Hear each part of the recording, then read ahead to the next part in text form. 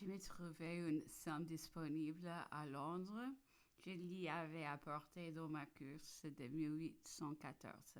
Les terribles souvenirs de mon émigration et les chances nouvelles m'avaient inspiré cette prudence. J'en recueillais les fruits. J'étais par cette circonstance celui de nous tous à Sainte-Hélène qui se trouvait le plus à son aise. Et ce qui me rendait cette somme un vrai trésor, c'était le bonheur de pouvoir le déposer aux pieds de l'empereur. Je la lui avais offerte déjà plusieurs fois. Je lui en réitérais encore l'offre en ce moment, en lui retraçant les derniers outrages que le gouvernement venait de renouveler. Madame de Montelon, qui venait après nous a rejoint précisément en cette instant. Elle observait l'empereur qu'il marchait si vite qu'elle avait craint de le perdre, mais que mes gesticulations lui avaient servi de point de vue et qu'elle s'embarrassait fort d'en deviner la cause. Madame lui a dit l'empereur avec une grâce charmante. Il s'agitait pour me faire accepter ses générosités. Il s'offrait de nous faire vivre.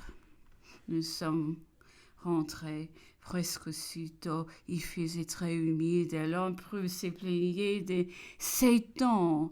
Depuis quelque temps, ce sont des fluxions presque continuelles. Après le dîner, il a repris.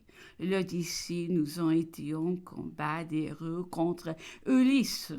Celui-ci, de son propre palais, tous deux ont mondial.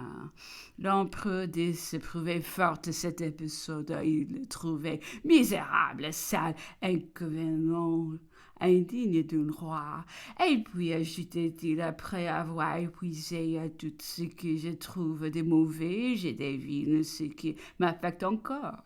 Je me mets à sa place, c'est la crainte d'être rosé par une misérable.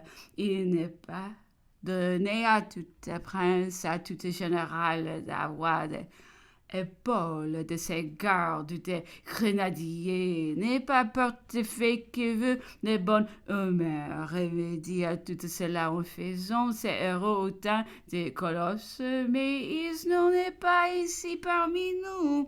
Où en serions-nous, nous autres, toi, dit-on, parcourant de l'œil chacun de nous, si l'on était encore au bon temps, où la force du bras était le véritable sceptre. Voilà Nevras, son valet de chambre, qui nous sert. Il serait notre roi et tout. Il faut donc convenir, a-t-il continué, que la civilisation fait toute pour l'homme, la favorise entièrement aux dépens du corps. Mercredi 9, les Polonais aux arrêts par le gouverneur, parole de l'empereur sur son fils, sur l'Autriche, nouvelle vexation, nouveaux outrages, parole sur Lord Bathurst, nouvelle restriction, observation dictée par Napoléon. Nous marchions pour gagner la calèche, chemin faisant. On nous a appris que le gouverneur venait de mettre les Polonais aux arrêts. C'est un avertissement sans doute qui veut nous donner la terreur et les moyens qu'il semble vouloir employer depuis l'arrivée des dernières instructions. Il se montre habile. Nous verrons jusqu'à quel point il ira. En entrant chez l'empereur avant dîner, je l'ai trouvé triste, préoccupé, sombre. La conversation l'a conduit à mentionner l'Autriche. Il s'est étendu sur ses torts envers lui, sur les grandes fautes de sa politique.